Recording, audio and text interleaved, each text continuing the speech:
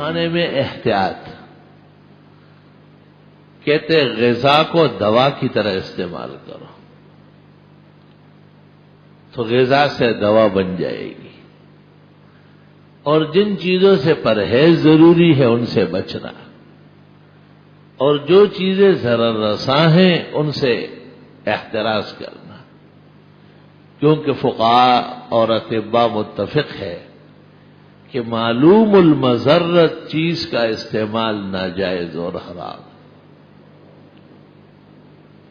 معلوم المضرت چیز کا استعمال، جیسے سانپ کو ہاتھ لگانا، بچھو پکڑنا، جبکہ دم نہیں آتا، اجازت نہیں ہے، اس کو ڈسیں گے وہ۔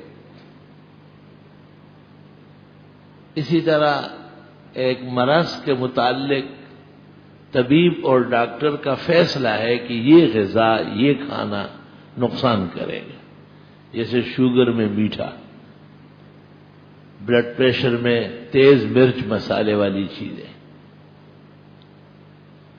دل کے مرض میں چکنائی، یہ طے شدہ بات ہے کہ یہ مضرات ہے، اور ایک شخص اس مرض میں مبتلا ہونے کے باوجود ان چیزوں کا استعمال کرتا ہے، وہ متوکل نہیں ہے، وہ متعطل ہے، توکل کے بہانے اپنے آپ کو برباد کرنا۔ توکل اس کو کہتے ہیں کہ تیز گاڑی چل رہی ہے، آپ روڈ پہ اس کے آگے کھڑے ہو، اس کو توکل کہتے ہیں۔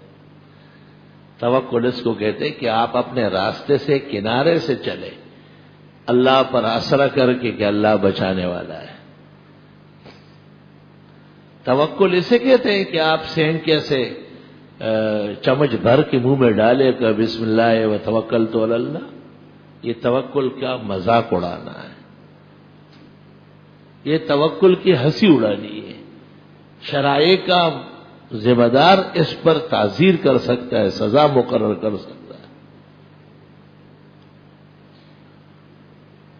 حدیث شریف میں آپ کی خدمت میں ایک شخص کو چھینکیں آنے لگی، چھینکتا رہا،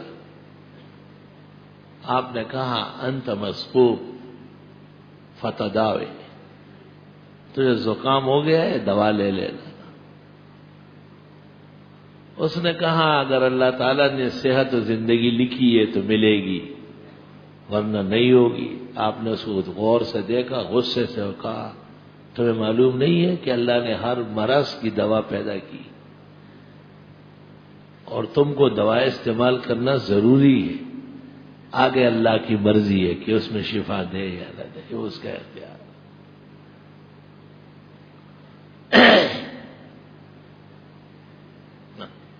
اور ایک شخص آیا، دور سے آیا، آپ نے خیریت دریافت کی اور پوچھا کس طرح آئے ہو؟ اس نے کہا اونٹ پہ بیٹھ کے آیا۔